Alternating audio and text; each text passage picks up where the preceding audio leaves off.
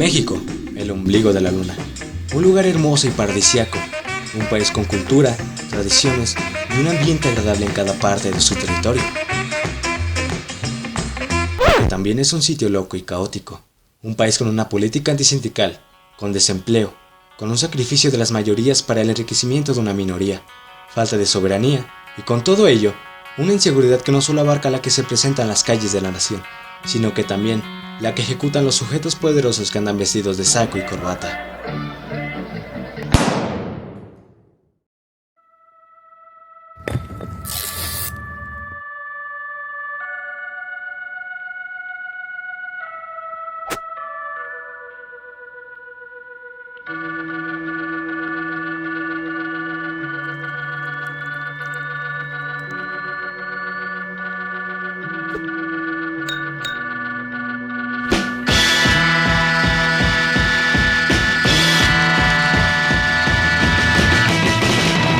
¿Quién fue el culpable de todo esto? Han pasado 37 días desde que el presidente de la República, Andrés Manuel López Obrador, en Palacio Nacional, declarara formalmente el fin a la política neoliberal. Declaramos el fin de la política neoliberal. Una pesadilla que había estado perjudicando al país desde hace 36 años. Pero, ¿a qué se refería con neoliberalismo? Todo comienza a principios del siglo XIX con David Ricardo, el primer capitalista puro con sus ideas liberales, el cual sentó las bases de la economía capitalista clásica y a su vez tomó al libre mercado como eje principal de la misma. Gracias a ello, la salud, educación, comida y vivienda solamente eran de aquellos que pudieran pagarla, y los que no cupieran en tal economía tendrían que irse.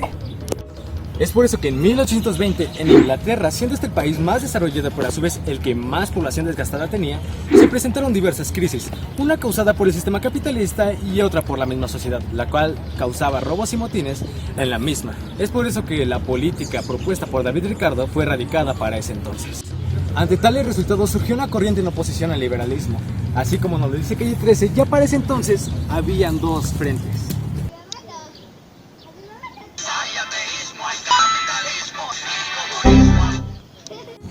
Tal Rolón nos presenta al capitalismo como primer contendiente y como segundo contendiente que se une a la batalla tenemos al comunismo, vinculándose a las mayorías trabajadoras y a los sindicatos.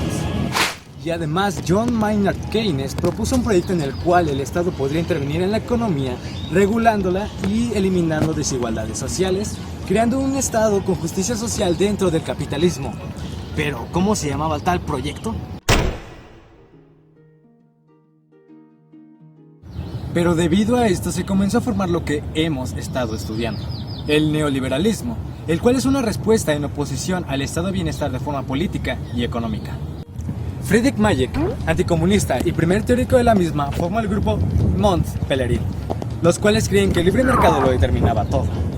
Por lo que al estilo Charles Xavier comenzaron a reclutar políticos de distintas universidades los cuales tenían rasgos internacionales y así poder llevar a cabo su proyecto. Tales sujetos señalaban que el proyecto de Keynes tenía fallas que en el futuro lo harían decaer.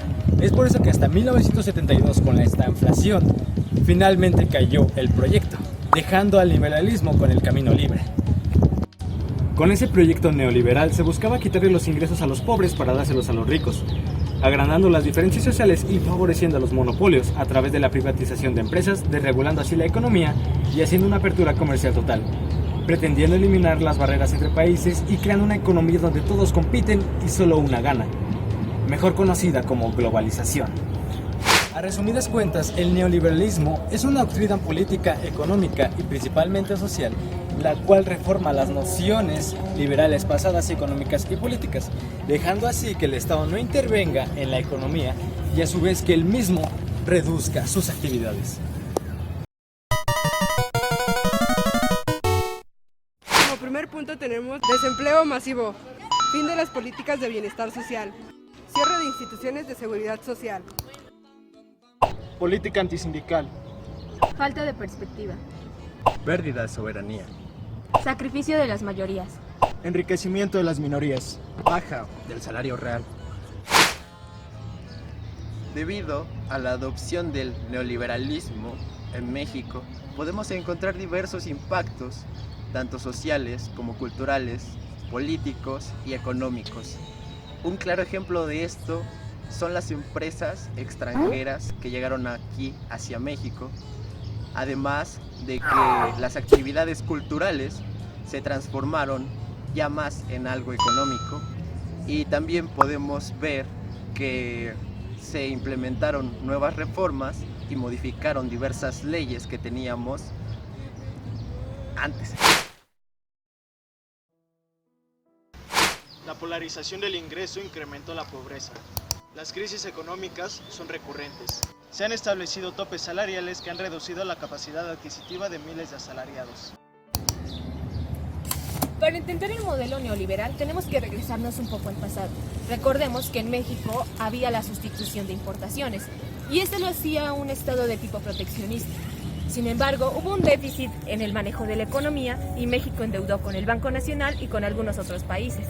Así que no tuvo otra opción que adaptarse al modelo neoliberal que hoy en día conocemos. Este modelo neoliberal promueve la libre competencia. Eso quiere decir que las empresas mexicanas competirían con las extranjeras. Y es por eso que hoy en día conocemos muchos productos extranjeros que se consumen aquí en México. Una monedita. ¿Qué pedo? ¿Te vienes conmigo, Bueno, continuemos. Debemos entender que este modelo neoliberal consta de 3 bases fundamentales. Número 1, poseen un gran poder político y económico. Número 2, están organizados a nivel mundial. Y número 3, poseen una teoría que desafortunadamente han logrado implantar, ya que ellos creen que no hay otro camino más que el suyo, convenciendo al mundo de que una economía basada o dominada por un libre comercio es la única opción para que un país progrese. Pero, sin embargo, esta teoría es débil. Así que una alternativa para derrocar al neoliberalismo, retomando la terminología marxista clásica, podemos tener en cuenta 2 condiciones, que son las objetivas y las subjetivas. Las objetivas prácticamente consisten en que el neoliberalismo tiene un carácter destructivo, una inviabilidad económica y sobre todo un fracaso económico total. Y las subjetivas prácticamente consisten en hacer conciencia a las mayorías y que éstas comprendan que no va en beneficio de ellas, sino va en contra. Y así se organicen y luchen. Contra el proyecto liberal de David Ricardo y alrededor del socialismo se agruparon corrientes políticas y de pensamiento, así como organizaciones que luchaban por una sociedad más justa. Fue gracias a la lucha de socialistas, anarcosindicalistas, comunistas, laboristas y afines por mejorar salarios, educación, salud, etc., para mejorar el nivel de vida de las mayorías en todo el mundo. El neoliberalismo no es más que el proyecto de Ricardo renovado en su capacidad de acumulación. Quienes buscan una sociedad más justa tienen que renovar su capacidad democrática y creativa. No se deben repetir los errores que arruinaron los proyectos socialistas. Lo que viene tiene que ser más democrático, organizado, antidogmático, culto, inteligente, libre y creativo de lo que fuera el viejo socialismo.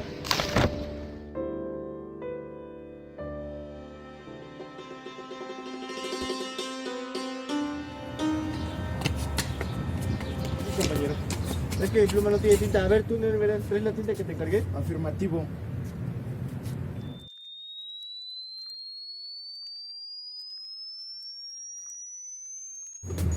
Ven, firma aquí.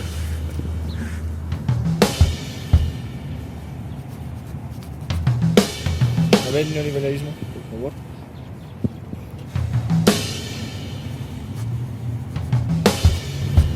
Ah, perfecto.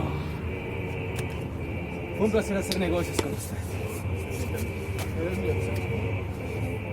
Esta pluma es especial ya que desde el 72 se copiado cosas con ella. Oh, bueno, sí, no me importa. Gracias. Hasta luego. Aquí está, presidente. Córrele, véase lo que te quiero.